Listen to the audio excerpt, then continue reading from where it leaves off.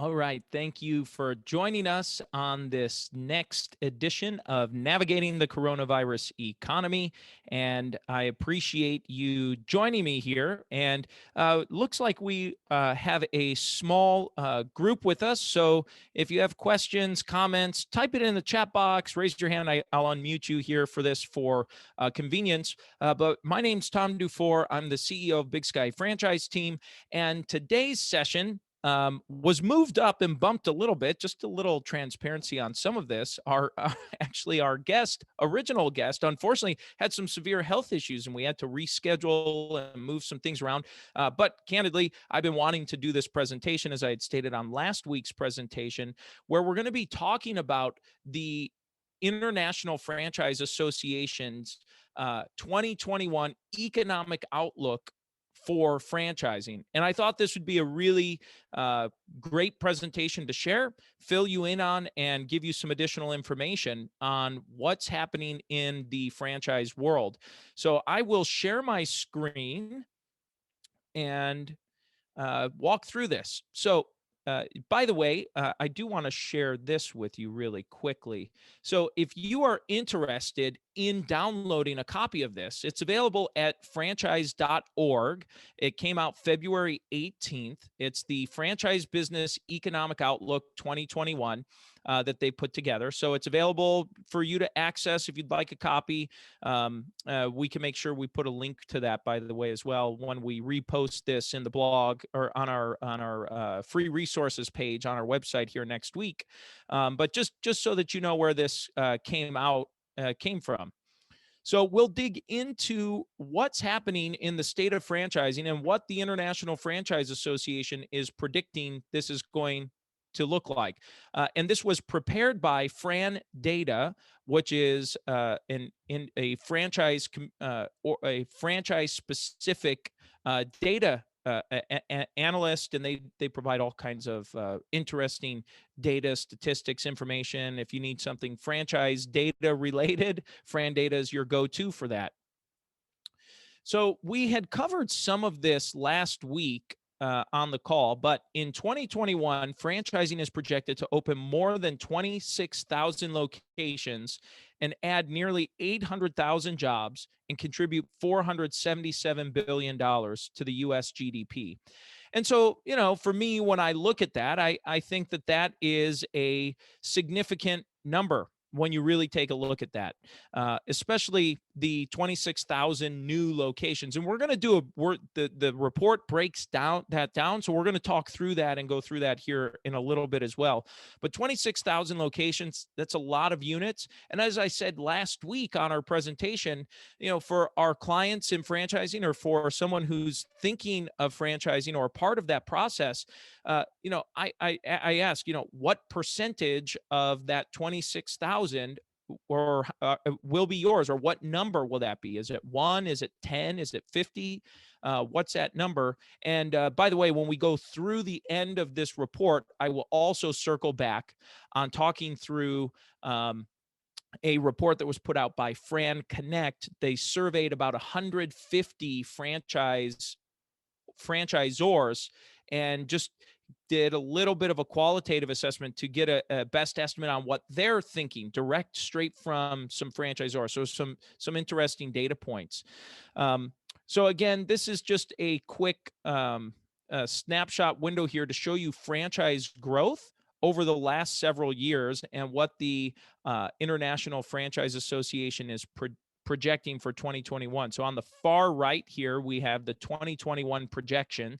You can see the estimated for 2020. The numbers aren't totally in yet when they put this report together, but as of their best estimate is that franchising total number of units in franchising, they call it establishments here, but total number of units reduced by 2.6%, employment reduced by 11.2%, the total output in franchising reduced by 14.9%, and the total GDP contribution reduced by 5.7% in 2020.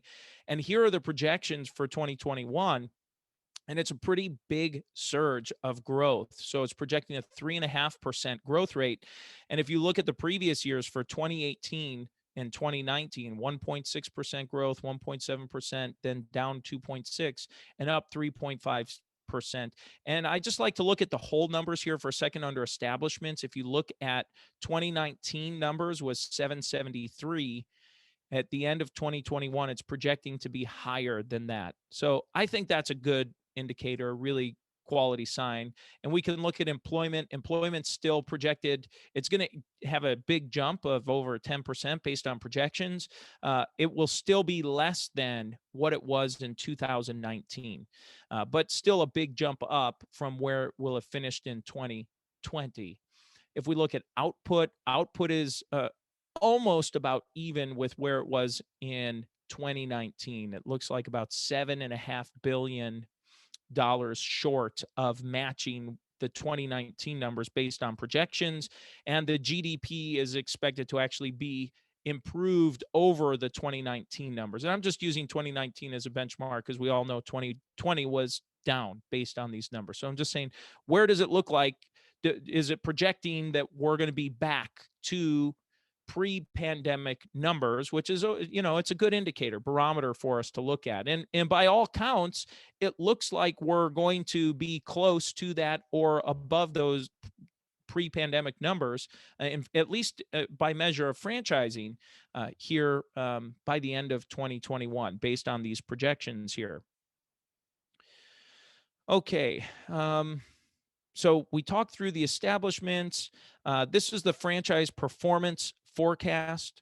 So this is a pretty interesting chart here. This is by FranData, again, their franchise performance index.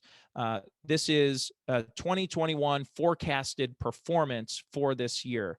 And it's saying this blue bar is the franchise performance index of actual. The orange bar is projected, and then the gray bar is without control of the pandemic. So they're basically saying, if nothing is done to try to help, if Congress is going to not do anything, if state and local governments or other organizations are just going to kind of lay dormant and kind of not do anything to help instill confidence, is what this projection is saying, then that gray line is kind of a relatively flat, slight increase, with the orange bar is showing here by really the end of second quarter going into third and fourth quarter, some really, it's starting to look a little bit more like a hockey stick there. And that's what folks are oftentimes looking for total growth there. So just a quick piece to take a look at. All right. Now, this is going to be recovery through establishment growth, and this is going to talk by industry. So we've spoken a little bit at a high level in terms of total numbers, but this is actually going to show you by industry what it's projecting. So business services, I'm going to try to zoom in. Hopefully you can see that there. So business services is this first line and that blue color. If we look at the projected growth, now this is by total franchise establishments.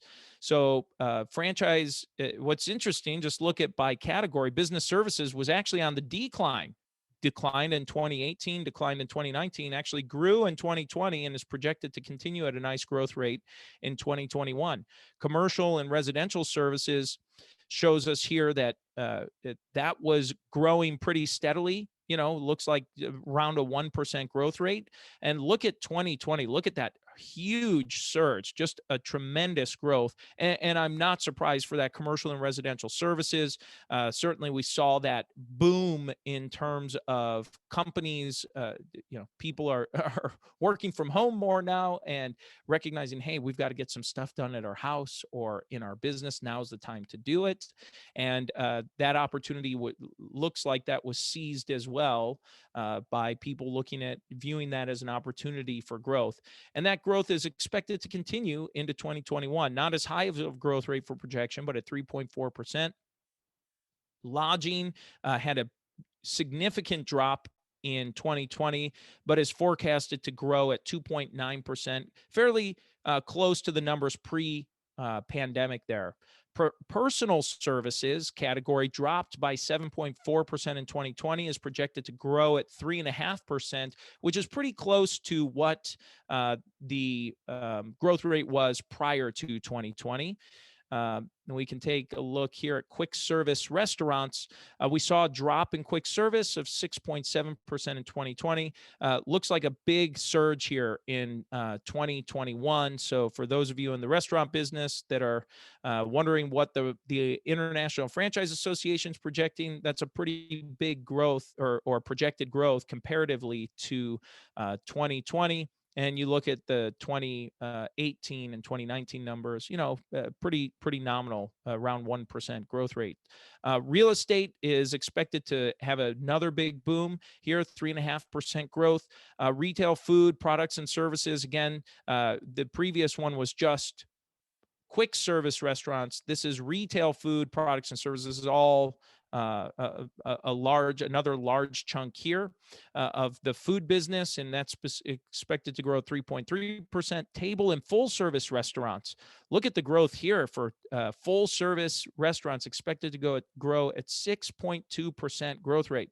That's pretty substantial expectation in terms of what they're looking for over last year. It had the largest drop. If we look, I'll see if I can zoom out here just a little bit so you can see the whole chart here. But if you look at 2020, table and full service restaurants had the largest drop in total number of franchise units in 2020, down almost 15%. And it's going to have the largest bounce back in 2021, at least based on these projections. And then the total growth here, overall industry at 3.5% for franchising. So just, look, I think some interesting information and data there.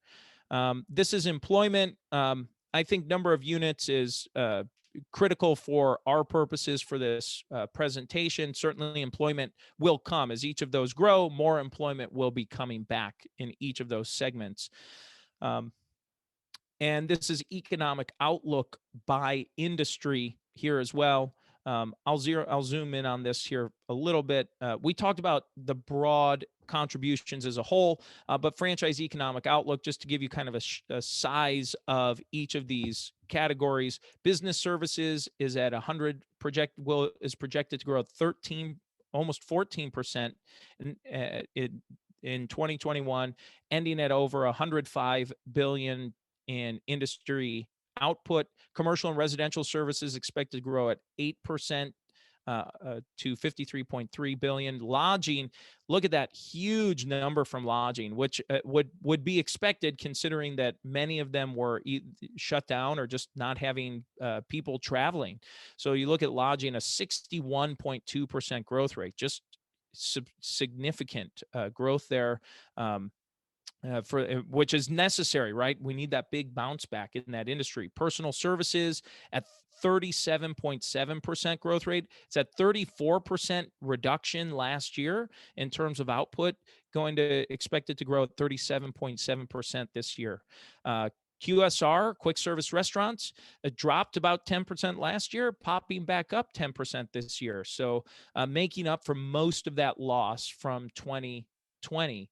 Then we have real estate, a really big growth there at 25.7%, expected growth, I should say. Retail, food, products, and services expected to grow at 5%. Table and full service, another big surge here for this category, expected to grow at almost 32%, with the total expected to grow at 16.4% in 2021, at least for these projections here. And then there's this chart here. I'm not going to go through this, but I'll just show it to you, that summarizes everything with establishments, employment, and output on one chart. If you want to see it all together, this is busy to me, makes my brain hurt a little bit. Maybe some of these other charts that I've been going through do the same for you. But it's all in one chart if you want to see it in one place. And it talked through growth sectors. Let me go through this. Recovering sectors, we talked about lodging, personal services, QSR. Now, here's one that I really like, this chart that it shares. The 2021 franchising outlook by region. So what is the expected outlook to be by region? So Northeast is basically Maryland on north up to Maine. Its output is expected to be at 137.9 billion with 121,000 plus establishments. The Southeast is actually the largest segment in franchising with over 223,000 establishments, and that's from West Virginia and Virginia on south down to Florida and west to Louisiana and Arkansas. And then we have in the Midwest a number of establishments projected to be at almost 170,000 establishments, and that is actually the second highest region in the country in terms of total number of establishments. Southwest is expected to be at almost 109,000 establishments, and the big player there, the big state there is Texas plus Arizona, and then it includes Oklahoma and New Mexico. And then out west, which does include Colorado, and then the entire West Coast, including Hawaii, Alaska, California, Washington, Oregon, and that's projected to be at just over 156,000 establishments for 2021. So just to kind of give you a snapshot of the growth by region and taking a look at that, and for you to think about where your business is located or where you're thinking about opening up franchises, you may want to consider some of these different areas. The highest impacted states by COVID here. We'll take a look at these. So I really like this map. I'm going to zoom in a little bit more to make this a little larger for us. So this shows the COVID-19 state impact. I know it's a little blurry because I zoomed in quite a bit. The blue is the top 10 most impacted, and the orange is the top 10 least impacted.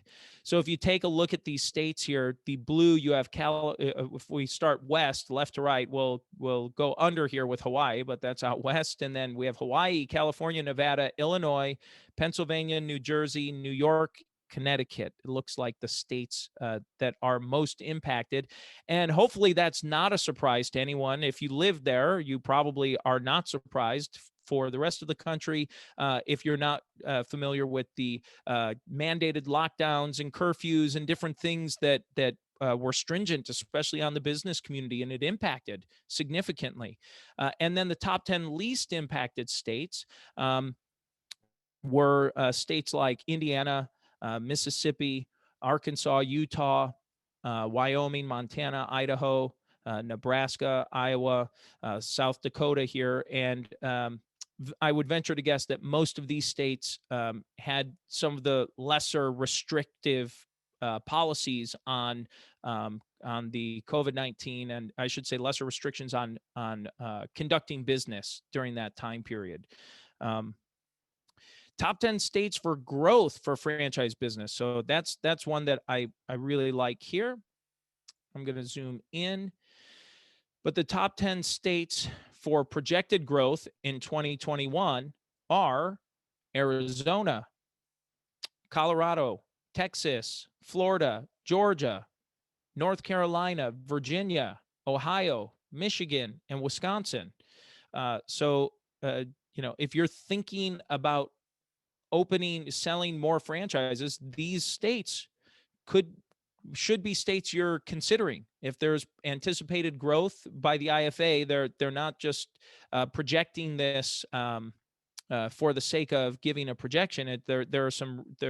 For guessing, there are some projected numbers that are going to be factored into this.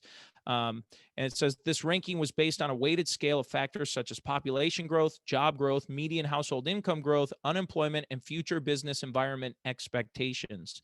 So, it's a weighted calculation based on some of those factors there for you to think about.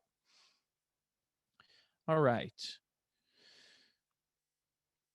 We're all hopefully familiar with what's going on with the unemployment rate, and you can see down at the bottom here. Now, this is a little outdated. based on the timing of the report coming out in mid-February. But we see the big spike in unemployment, and now it's coming down. It looks like it's leveling off. Hopefully, we continue to see that unemployment rate drop and go through that.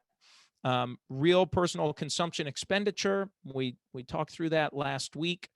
We did not talk through the personal savings rate last week, which I think is an important number, especially for franchise sales and adding new franchise candidates into your system. And this shows a spike in the personal savings rate that happened during the pandemic. And my understanding is the highest number that has ever been recorded since they started tracking, since this number started getting tracked. And it's since declined, but you can see that it's still a very high number, hovering, looks like right around 12.5% or so of a personal savings rate. Definitely the highest you see here. And that's a good thing for franchising. I've read and seen some things come through where there are franchisees that are paying cash for $500,000 franchise investment that was not happening before. It just was not in the same numbers, I should say, as it was before the pandemic. So this cash savings is a good thing, meaning franchisees are going to have more cash, more likely, I should say, to have cash on hand and a larger amount of cash on hand, which means that they can pay for your franchise fee, make it easier to secure financing if they need funding for this. So that's a really important indicator for future franchise sales. This is estimated lending, estimated total SBA franchise lending through September. So this was the most current data they had available. And you can see here the numbers were 2018, 2019, it dropped in 2020. I would expect that number to pop back up here in 2021 for sure. This is the refinancing wave and mortgage refinancing. This kind of a spike in refinancing. The good news about the refinancing is rates are low right now. Equity has been maintained in especially residential real estate has been maintained or has grown in most markets. So that's been a good thing. And that's generally a good thing for franchising. So we've got a few factors happening. We have an increased savings rate. We have increased refinancing happen, low interest rates, and equity being maintained or increasing in people's homes, which tends to be the number one asset that's leveraged in funding franchise growth. Those are all good indicators, or positive, I should say, all positive indicators for future franchise sales. And so what that means is it's probably more likely today than ever than in the recent history, the last 10 years, that you're going to be talking to people who are financially have a higher personal savings or access to cash on hand, a higher number there. You're likely to have someone that has a home with equity in it, unlike the last recession that happened with they call it the Great Recession, I guess, there with the real estate crash. When that happened in franchising, that was a big issue for franchising because most people leveraged their home when they refinanced to buy a franchise. So just some interesting points here to talk through to show what this looks like. So you have the refinance index and 30-year fixed mortgage. So 30-year fixed mortgage rate is this blue line, and you see this dropping here. And this is from January of the x-axis here is, or right axis is January 2018 to September of 2020. And then this is their index that they're using for this here. So you have your interest rate on the right side for the 30-year fixed, and then the refi index here.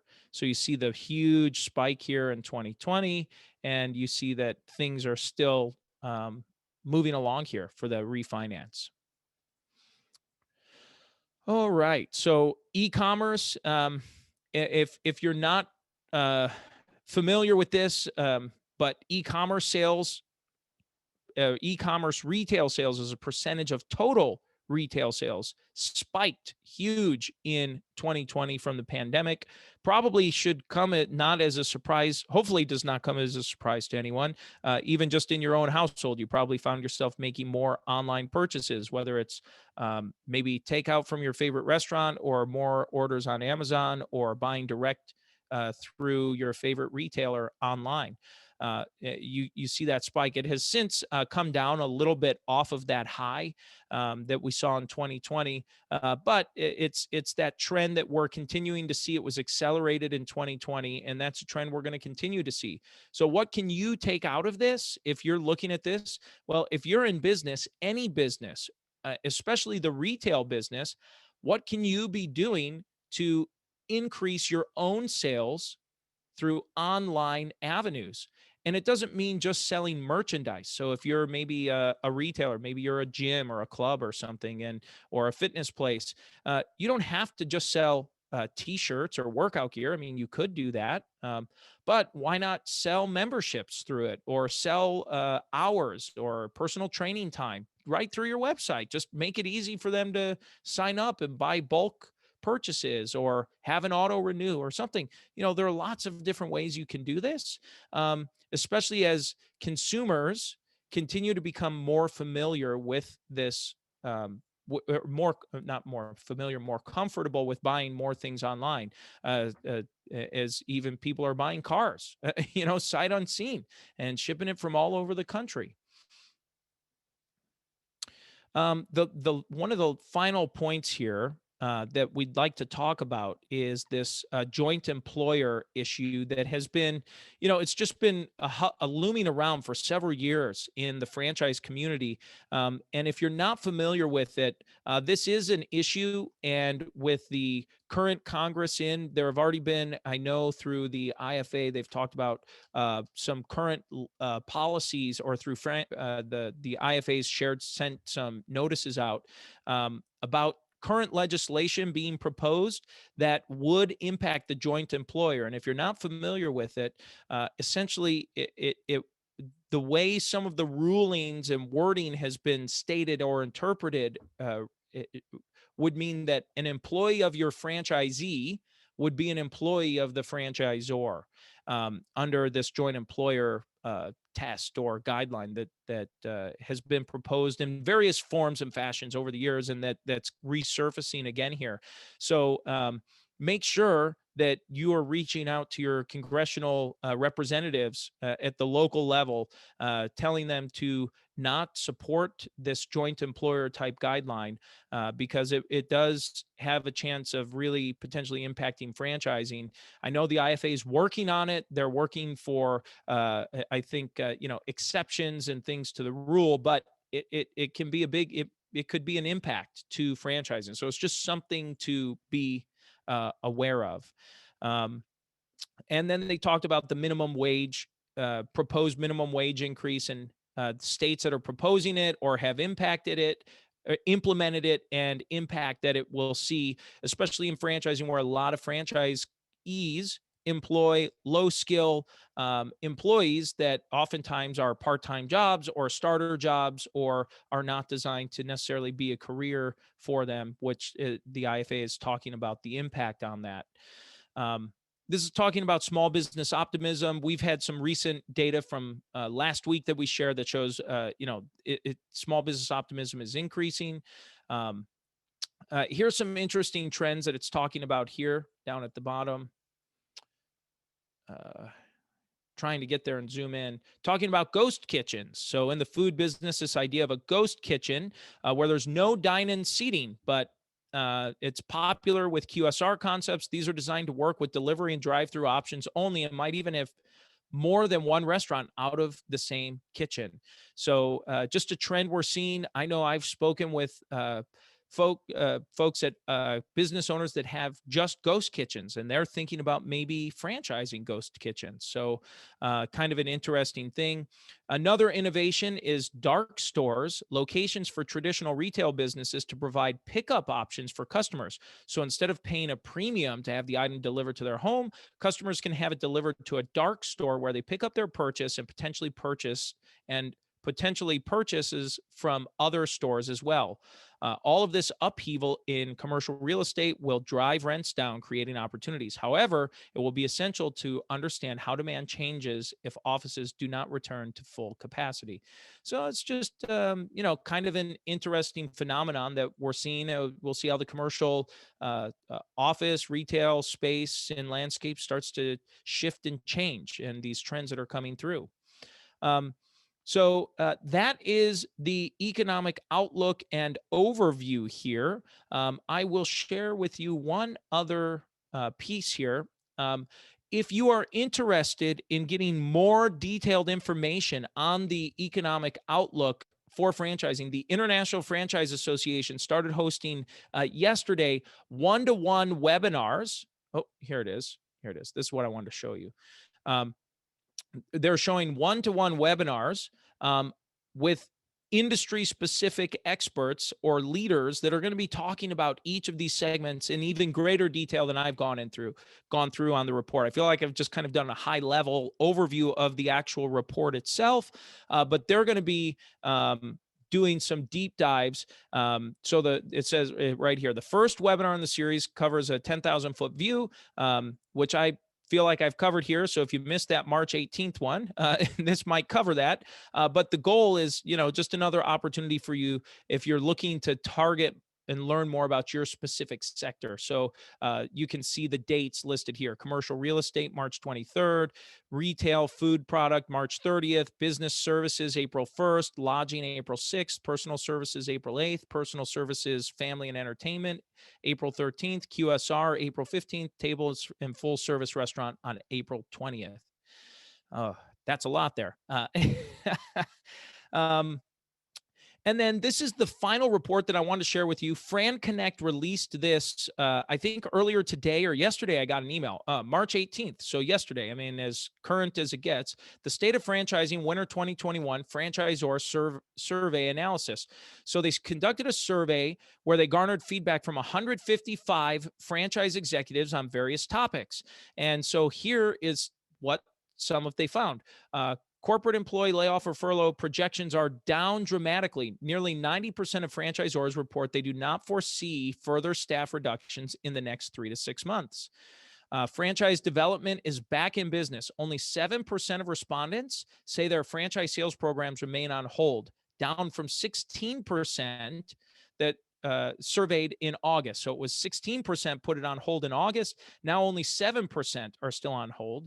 A majority of franchisors reported no current closed locations, with nearly all service business franchise sites opened. Some in the retail food sector continue to experience some closures. So let me see here if I can zoom in on this chart here.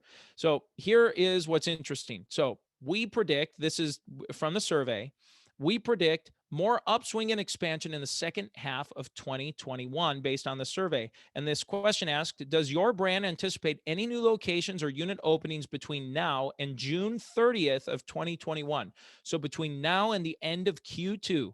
And so I'll see if this will zoom in a little bit. Oh, it just got smaller. There we go. Zoom in a little bit. So about 10% said no openings expected. The largest percentage here for sure was just over 60%, 1 to 10 new openings. Then we have about 18 or so percent at 11 to 25 new openings, and about 11% here at greater than 25 openings. So it's much more likely. About 90% of the respondents showed that they're expecting to open new units in Q2 up through now and through to the end of Q2. Only 10% have no openings expected. That's a big deal. The outlook for cash on hand for franchisors. This is interesting too. More than 64% of the franchisors queried say they have greater than 6 months of working capital on hand. More than 6 months. So that's 2/3 or almost 2/3 saying they have more than 6 months of working capital in cash on hand. That's substantial. That's substantial for the franchisor and for the franchisees in the system. And if you're not at that number in the business, that's something you should maybe have a target goal. 20% are reporting that they have 4 to 6 months in reserve, with 2 to 3 months cash on hand, or for 12% of franchisors. Only 3% of those surveyed estimated available cash of 1 month or less. So to me, that's a pretty significant number there. So just a couple of points that I wanted to share and talk through. I know that's a lot that we've covered quickly. Are there any comments, questions, thoughts? I know we've had a few folks add into the conversation here. Please type into the chat box or raise your hand, or do some like emoji on the screen here, and I can unmute you as well for the small group that we have on for our live event this afternoon.